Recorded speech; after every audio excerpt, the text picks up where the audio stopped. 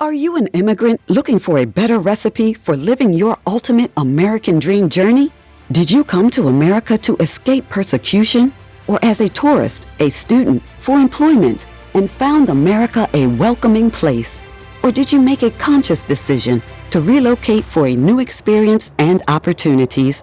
Whatever the case, you have a story. Are you ready to tell yours and have it recorded in the pages of history for your posterity and the world? Was your decision to live in America the best decision you've ever made? These stories and more on this podcast dedicated to you, the modern explorers to America. We feature amazing Nadvigators weekly to share their story, their journey, their challenges and successes, with one goal of helping you to fast track and live your best American dream journey. So what's your navigating story? And now, here is your host, Bassie Simon, with this episode's featured guest, ready to tell their navigating story. Hello, Nadvigators Nation. Welcome back to the concluding portion of our interview with Ms. Thembi Bheka. Thembi is an immigrant that migrated from Zimbabwe to Canada with only $5 in her pocket. And we've already heard the story of how she actually got that $5, which is intriguing in it by itself. But she has used that $5 and multiplied it millions of times. And I am happy to welcome back Thembi to the program. Thank you. Thank you so much. Mm-hmm. So the last time we were talking about the things that we should do. We talked about being able to educate ourselves. We talked about being able to ask questions. We talked about being able to have the bigger whys. And that is way better. When you have your bigger why, you are able to achieve a lot of things because that is what is going to drive you. So, and then you also mentioned that you have to remember sort of where we came from and be able to think about how we could do things. But let's get one more fun part of another thing that is a little bit fun before we go into the difficult stuff, like tackling difficult questions here. So I know that when the first time we came to this country, what were some of the biggest challenges that you had to face in Canada when you got here? I mean, I know you talked about some of them, that you dreamt of getting several cars and send some home and within the 2 months. That would be amazing. And that was fine. But what were the other challenges that you faced? For example, some of the challenges that new people face is being able to integrate, being able to communicate so they could be understood. I mean, we can list so many here. Everybody's challenge is different. But what were some of your challenge and how did you overcome them? I think for me, there was a lot of mindset issues. And I think this is a challenge which a lot of us as Africans deal with, because you come home, you come from Africa where you feel that if you have a job, life should be easier. Yeah. But then life doesn't get easier being here. It actually, if anything, it gets tougher. There's a lot of emotional challenges which we face. And I don't know if I would call it depression, but it's more of the loneliness. Right. In a new country where you can't talk, you've been speaking your language for 20 years. And all of a sudden now you have to speak a different language. You have to speak in English. And you have to communicate with people who don't get you.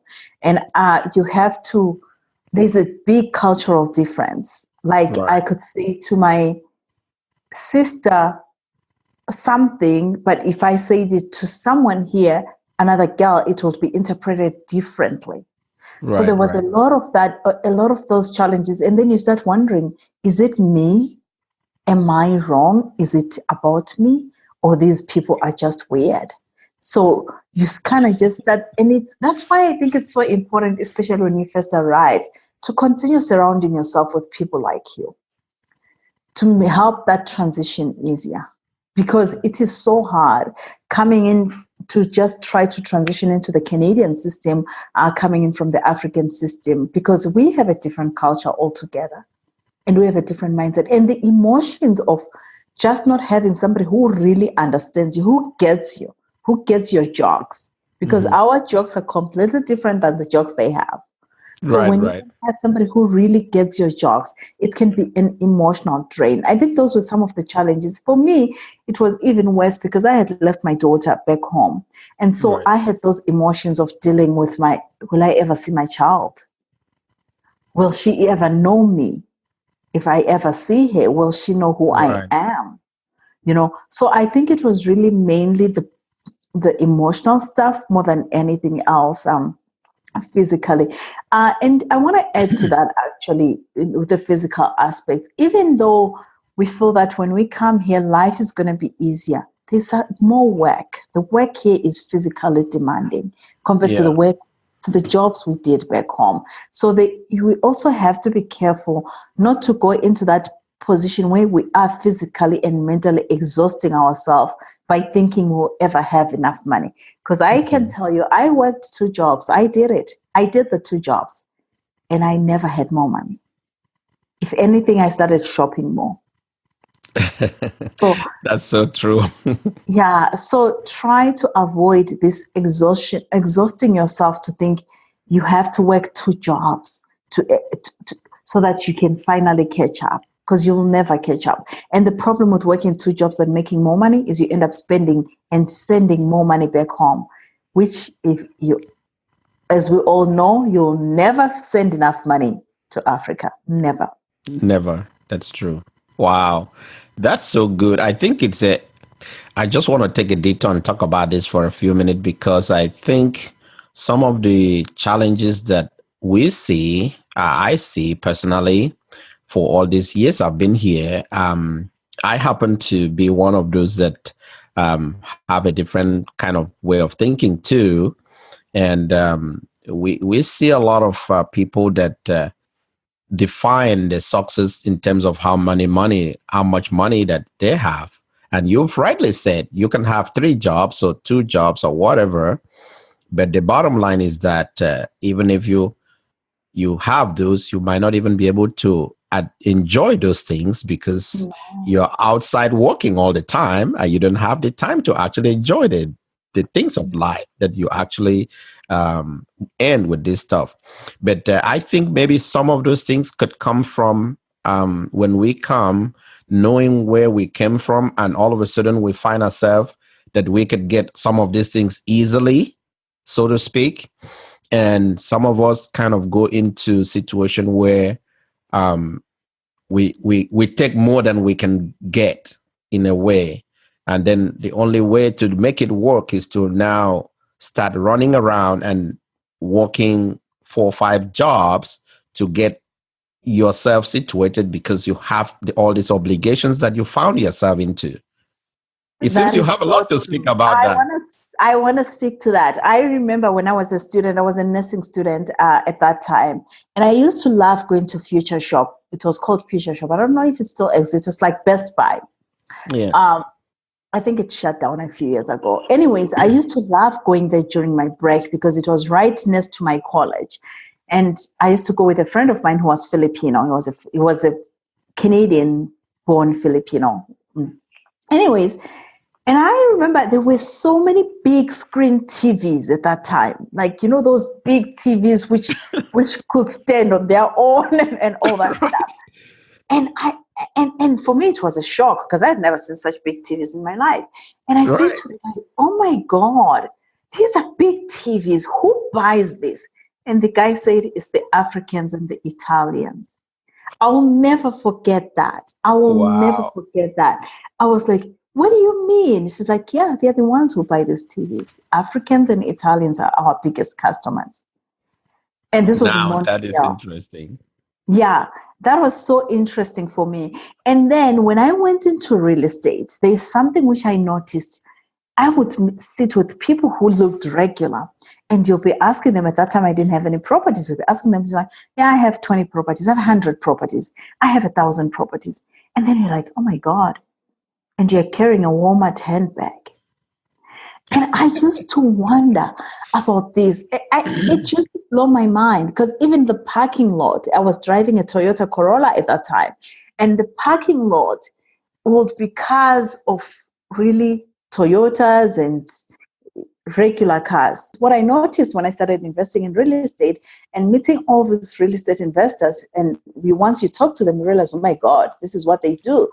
But when you're looking at them, there were simple people who really were wearing Walmart shirts and Walmart jeans. And I think I learned a lot from that because I was coming from Africa with the mindset that, and I'm not saying that coming from Africa is what made me have the mindset. Maybe it was just me, but my mindset was if you have 10 properties at least, you should be driving a Mac, you should be driving a BMW, you should be living in a mansion. And I'm meeting all these people who literally live in simple, nice houses, and their net worth is just ridiculous. And I took a lot of that. I learned a lot. We spoke about learning earlier on. We spoke about learning is not just in classroom, but it's just in people you associate with. And I learned a lot associating with those real estate investors. And I'm not saying that not all of them were like that, but I noticed that a majority of the white people, and I mean of the Americans, I'm not talking about immigrants, of the Americans, they continued to live the same lifestyle, which they already had before, which was comfortable without driving the latest BMW, without driving the latest Range Rover, without going all fancy on stuff. Instead, they concentrated on accumulating wealth. And I think that's really where I got most of my lessons from. I drive a Nissan, believe it or not, and people laugh at me. And I meet people who say, I can't believe you drive a Nissan. I'm like, I like it. It's comfortable. Sure. I don't need another car, I'm a very simple person, and I don't think it has anything to do with me being me, but it's the lessons I took from associating myself with successful real estate investors. Wow. Well, let's have one more fun question before we get past here. Well, I'll start this by giving you mine. So one of the questions I call this, what is the most annoying question that you have been asked since you've been in this new country of yours? And, or maybe, well, let me just give you like simple one. I've been asked so many things. And now, I mean, we got to the United States about 97. And of course, you would think at that time people are so aware of what is going on around the world. And I was surprised. People were asking me, how did you get here? How did you? And I was like, well, okay, what am I supposed to tell them? I said, okay. I just told them, well, that a big Atlantic Ocean over there? I just swam across the Atlantic Ocean and I got here. In fact, we have no airport in our place. and they would be like, they'll roll their eyes like, is that really true? I said, yeah. I swam across the Atlantic Ocean. You didn't hear about that in the news? Anyway, so I'd like to know some of your most ridiculous questions that you received, or annoying questions, if I might ask that.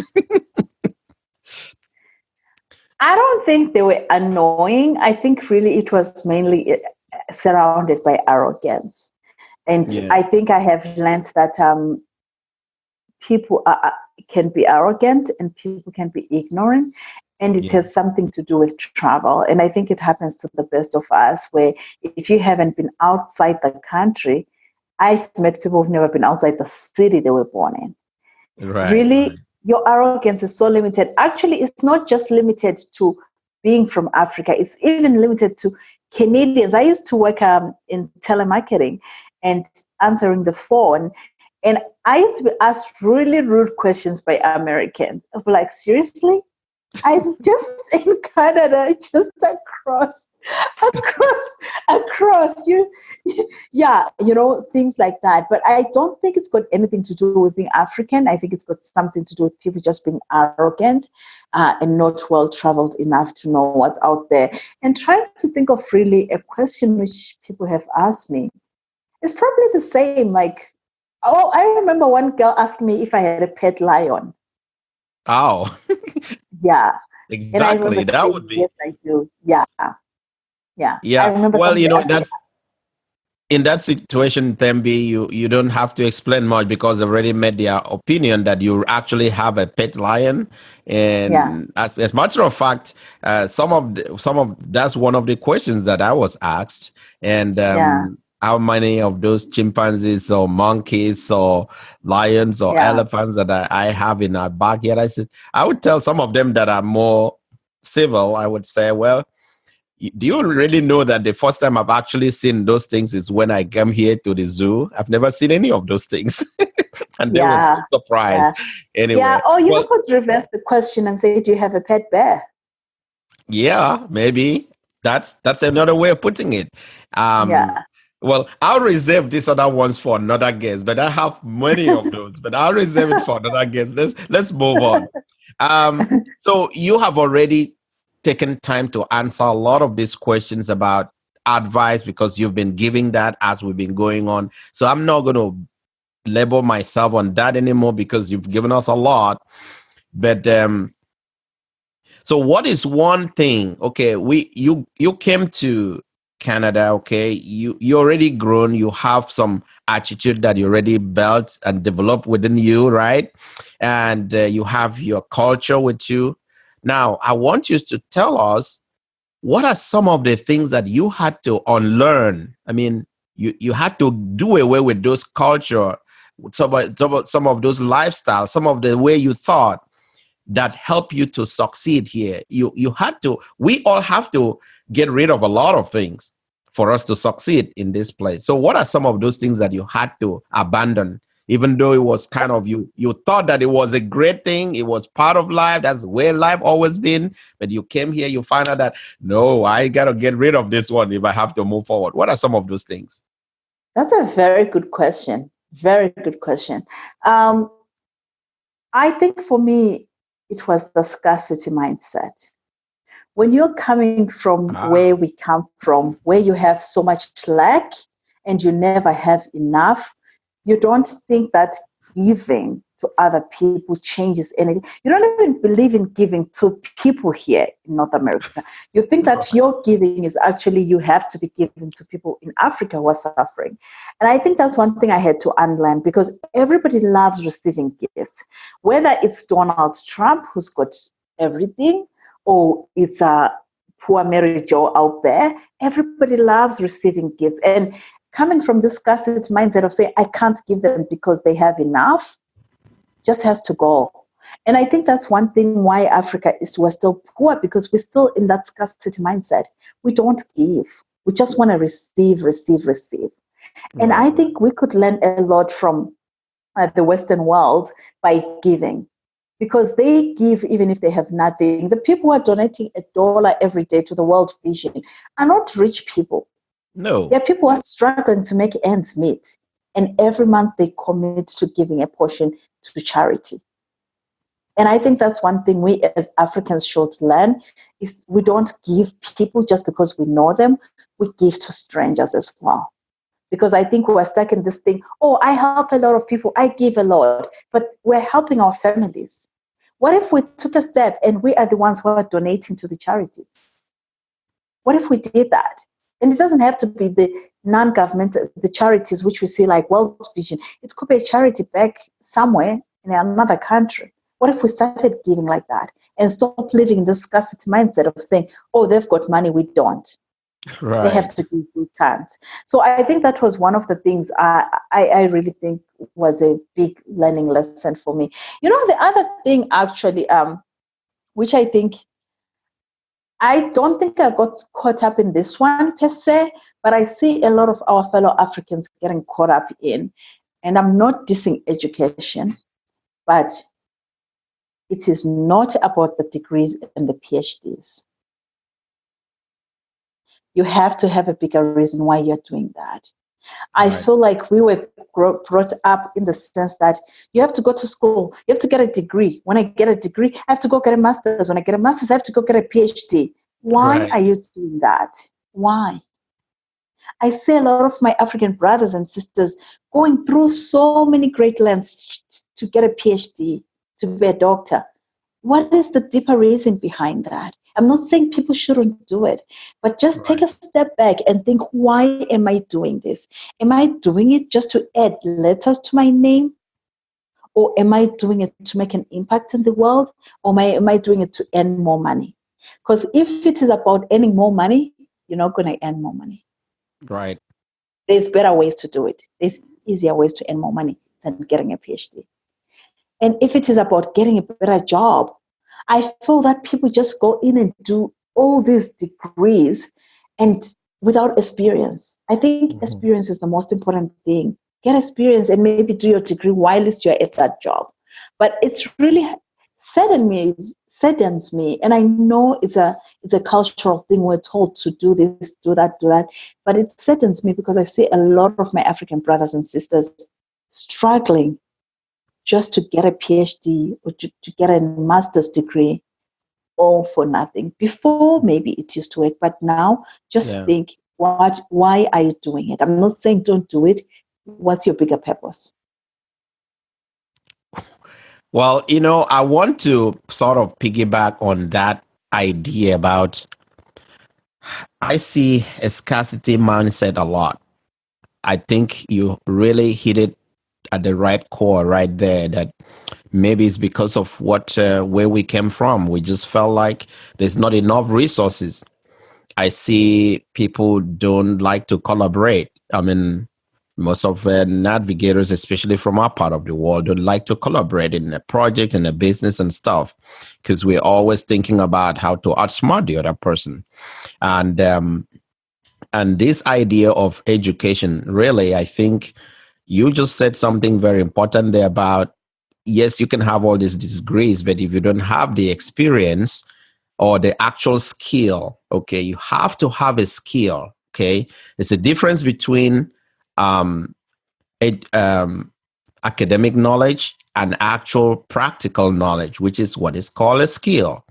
Now, I think part of the reason why a lot of people in the Western world that succeed, if you really, this is what I try to explain personally when people say, well, how come I didn't get that job? I say, okay, look at your resume, okay? By the time kids over here are in their 14 years, from 14, 15 years, they're already working. And they earn all these skills that if you sit side by side by them in an interview, they're definitely going to outsmart you. That's one thing. The second thing, which I want to piggyback on your comment, is that some of the things that we do in terms of, I think this is something we have to unlearn too, I think, which is we don't have this idea of, well, you touch on it, but giving. But I talk about giving in terms of volunteering for no reason, volunteering because you don't get paid. And most of the volunteers, I mean, I have talked to people where I said, well, let's go volunteer here. I was like, volunteer for what? How much are they going to pay me? These are the kind of things we have to unlearn to be a good member of this society. Really, I cannot tell you how many stories I've heard that people have benefited from volunteering. And sometimes if we have the academic knowledge, this is how I wanted to tie this two up. We have this academic knowledge, but we don't have the skill. One way we can get this skill is just to go out and look for where they offer you the kind of academic knowledge you gained, and go volunteer over there and give your time and build your skill from there. And from there, you would be able to find a niche. People will begin to know you. People will begin to know what you can do. So I think that's a very good point that you brought up right there. Yeah, Barack Obama, I don't know if you ever listened to his story, but really how he became Barack Obama is because he volunteered with the community services in Chicago. Exactly. Yeah. So I think it's important to volunteer. So when I say scarcity mindset and giving back, it's not just money. It could be your time. It could be your gifts. It could be anything. We need to start giving back and stop taking. We need to stop taking. Wow. Thembi, it's been amazing time that we've had here talking about several things. So right now, I'm going to turn the time over to you. I know right now you live in Zimbabwe, Although you have a dual living condition, which means you can live in Canada anytime you want, but you choose to live in Zimbabwe right now. Tell me what you're doing in Zimbabwe right now. What are you doing there? Why did you decide to leave Canada, which we say comfort? We were talking about reverse before. You left Zimbabwe to Canada, but now you are going back to Zimbabwe to live there. So you mentioned that in the beginning. So now tell us, what are you doing there? Yes, so my purpose and my bigger why is to empower 1 million women by 2025. I'm hoping that this number will exceed, but right now it is 1 million by 2025. And the only way I can do that is to be here physically. I just want to help women in Zimbabwe because I believe no woman should be stuck in an abusive relationship because of money. And I've realized that in Africa, a lot of our women are stuck in abusive relationships because of finances. And so having said that, I decided to start a project where I could empower women. And one of these projects is, it's really about empowering them in modern ways. When we hear about women empowerment, usually we're hearing about people being taught how to sew a basket, how to knit another dress, or how to knit a jersey. Those are olden ways. The world is changing. The world is becoming digital. I was talking earlier before we started this interview how we should really hop onto this online world because everything is going online right now. And I hire my team online. And I notice when I'm looking for people to hire, I never see anybody from Zimbabwe. And I thought, what is happening with Zimbabwe? So I decided to come here and teach them how they could be virtual assistants and how they could create income online because I know that works because I have done that. Wow. You definitely defined what your bigger whys is, your bigger purpose and everything. And you are doing it. You are not just talking about it. You have left the comfort of Canada. I know that we were supposed to have this interview on Tuesday, but you went to Zimbabwe where before the interview begins, your electricity went off. And these are some of the things that makes you very unique, Thembi, and I appreciate you taking the time to do that. You're doing a great job. So what are some of the specific things that you are doing to empower women right now? Well, we hold live events. We hold live events about twice a week where we teach these women how to be, give them skills, how to be online, how to work online, or if they already have a business, how to create income online. And then if they feel that it's a good fit for them, we do a 4-week intensive training. And we have one starting on Monday, and we go to different cities and we're basically teaching them that. So that's really one of the ways we are empowering. The other way is I take women from North America on safari trips to Zimbabwe. And when they come here, they also teach women some skills about marketing or how they could really be empowered. Wow. That is, all of these things could not be possible if you did not connect with people. I think one of the challenge that I see with our Nadvigators generally, especially the ones who I know from Africa, I think we don't like to extend our reach to other cultures and other people. We sort of build walls around ourselves and we like to congregate with each other, which is fine. But in a society where all of your friends are not there anymore, you have to build a new community. So building a new community has helped you to do something that you're talking about right now, which is amazing. Yeah. I want to say something to that too. It seems like I always have something to say. I think it's important to stick to people of your community when you are first arriving so that they can help with the transition easier. But after a few months, and I'm not saying that you should leave them after a few months, continue with them, but you need to expand your horizon because your net worth is your network. If you continue surrounding yourself with people who are making $100,000 a year, you're going to be stuck in the $100,000 arena. You need to move out of that. And it's hard to move out of that within our community because we're such a small community. So that's when you need to start expanding and going to networks, to live events, to start meeting people who are in the 7-figure digits and something like that. I think it's really important to take a step back and just say, I love you, my fellow Zimbabweans. I love you, my fellow Africans. But guess what? I need to fly. And you can't fly when you're surrounded by chickens. You need to just start surrounding yourself with eagles. Well, you just take us to your comfort zone right now. You've been comfortable all along, but your own core area of interest, I know you have. When I read your profile and I studied you for these last few months, I know you helping women, not just in Africa. You're helping people. I saw a particular testimonial that somebody gave from somebody from California, I believe, that talks about how you've helped her. So how do Nadvigators do this? How do they break away from you're not abandoning your community, but you are reaching out? How do we do that? How did you do it to get to the point where you are? How did you extend yourself and go out and meet all these people and be able to be in a place where you can now feel like you're part of them and you create your vision and you make it happen? You have to join. There's so much abundance now with those groups, because before we didn't have that, but now we have internet. There's so many groups which you can find online, meetup groups. There's lots of meetups. So find your interest, whether it's art, whether it's cooking, find your interest. Join a meetup group in your area. You could start by that.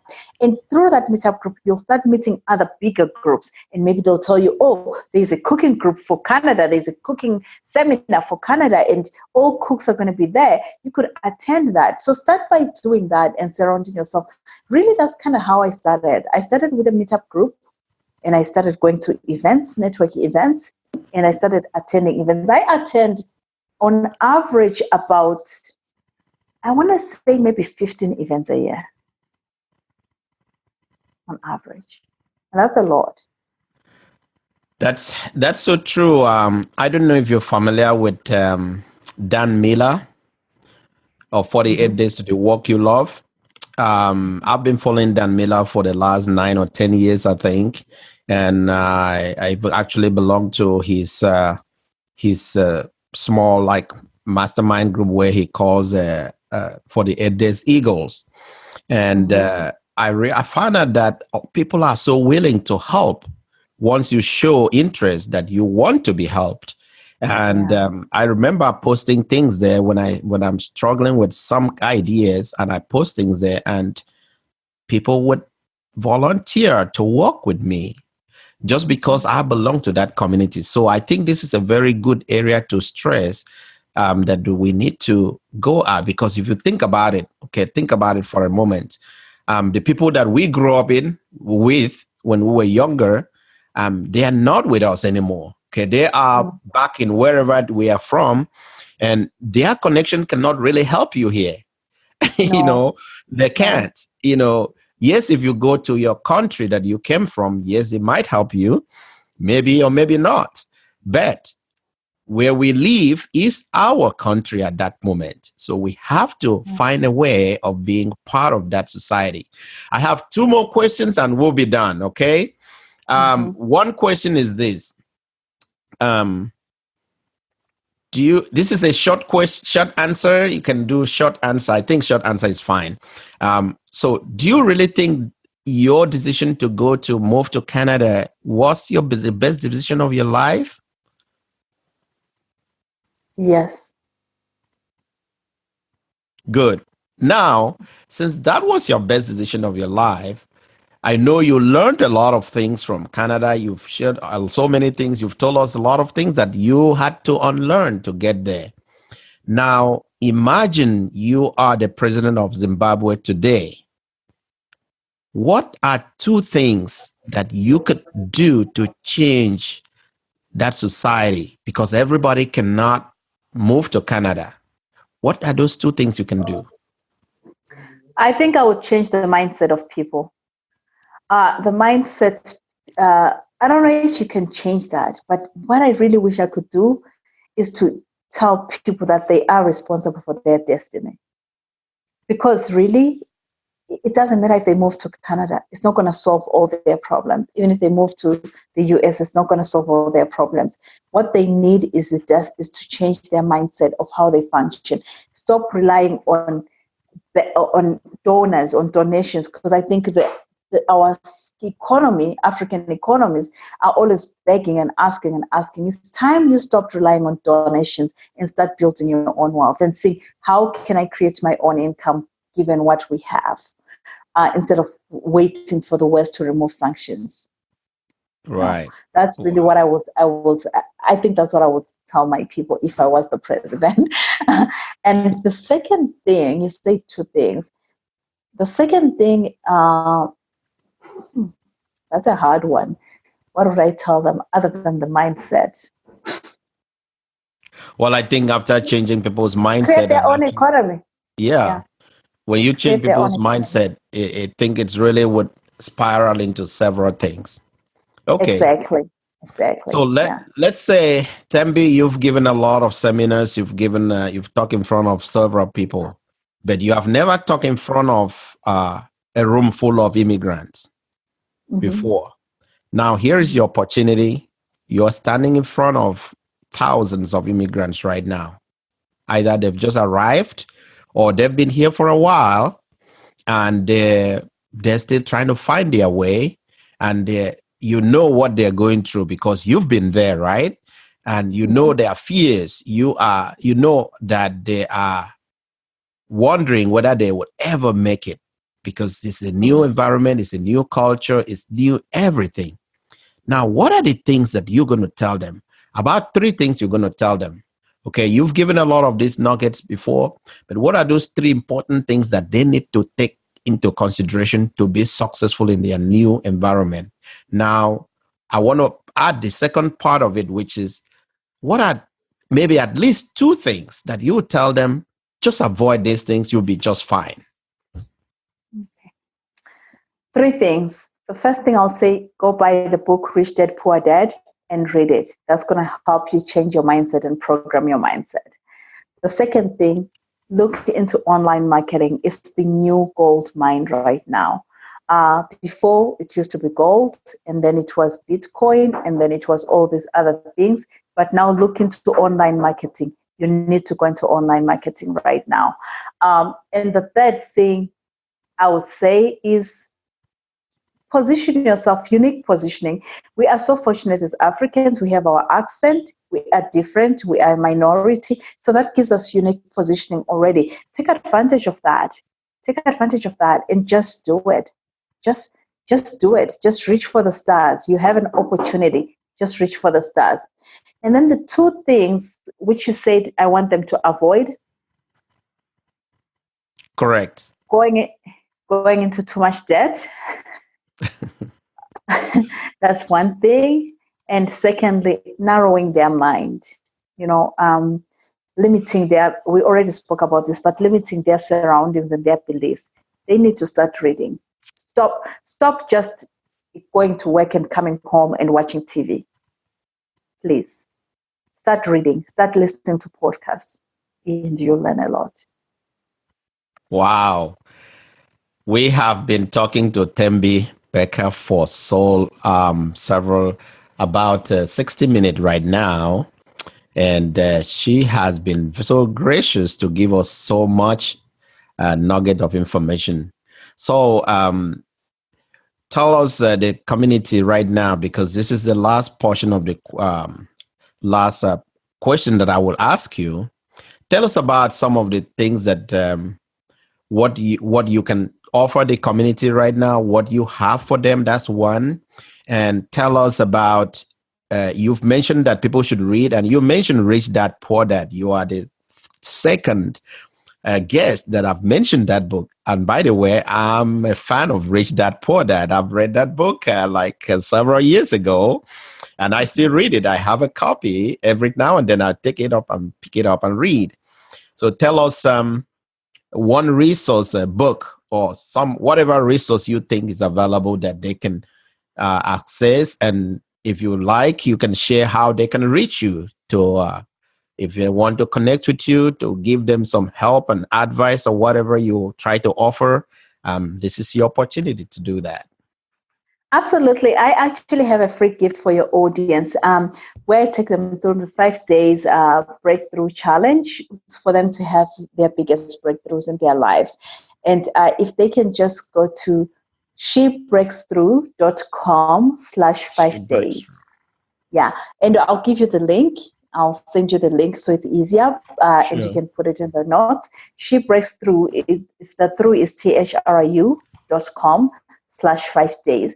And it is a 5-day challenge to kind of go through and find your bigger purpose and how really you can combine that with and align it with where you are right now and crush your 2019 goals. That's the gift I have for you for free at no cost. All you have to do is to enter your name and email and you'll get it. Wow, thank you so much. Thank you so much. I appreciate your time today. And Nadvigator Nations, you would agree with me that Thembi was an amazing guest. It was worth the wait to have her on this program. I am sure we will bring her back as an expert, because one of the area that we have on this platform is to bring somebody who's an expert in something. So I know she's a real estate investor. I'm sure we will bring her back at some point to talk about real estate investment. How do people get started and all of that stuff? So that's what this platform is for. We'll talk about this kind of things to help us basically live our own navigating journey to whatever that success we define for ourselves. So again, Thembi, I appreciate you being on the program. Thank you so much. And we'll look forward to connecting with you in the near future. Thank you so much for having me. And Navigators, don't forget to navigate your journey into this country. Hello, Nadvigators. We have been listening to the amazing journey of Miss Thembi Bheka this week. And in closing of this podcast for this week, Ms. Thembi dropped several more values and recommended actionable items for all of us. I don't know about you, but I have learned a lot from her wisdom. Now, here are the 3 ideas that Thembi shared with the community. 1, get rid of the scarcity mindset because it will strangle you. There is an abundance of resources, money, and opportunities. 2, start creating your own community. Look for meetup groups locally, attend educational events and seminars, and associate with people that share same values and interests like you, because your net worth is your network. That is the term that she used. Develop a volunteer and giving mindset. Your time and resources to things you believe in. You do not have to be a millionaire to do that. And giving to your family only does not count as a giving and volunteer mindset. Now, thank you so much for listening to this week's episode and guest. I hope you enjoyed it and you learned a lot from it. Now, since you've made it this far, I will take that you like what we are doing here. Now, what is your navigating story? I'd like to tell your story before it gets lost forever. Who knows? Your posterity will one day wonder where their story began, and you may not be here to tell it. Do not delay. Reserve your space to tell your story and have it recorded on the pages of history, because you are the modern American explorer. Now, are you ready to tell your story? Send an email to guest@natcast.com or go to natcast.com. That is NADCAST.com, and click on the microphone icon. to leave a voicemail with your own comical moments of your journey. For now, go listen to the other episodes of the Nadvigators podcast on iTunes, Spotify, Stitcher, iHeartRadio, or wherever you listen to your podcast. I really appreciate you listening and your feedback and support. Please subscribe while you are there, write a review, and while I look forward to catching up with you on the next episode, remember, none of us is as smart as all of us, and be good to people you meet on your way up. We hope you enjoyed today's episode of the Nadvigators podcast, Navigating the American Dream with Bassie Simon. For more information about our stories, our guests, or how to get involved and share your Nadvigating story, head over to our website at nadcast.com. That's NADCAST.com for more information. Continue the conversation on Facebook.com/Nadvigators. Don't forget to leave us a 5-star rating on iTunes, Stitcher, Spotify, or on your favorite podcast listening platform so others can find us and enjoy the show too.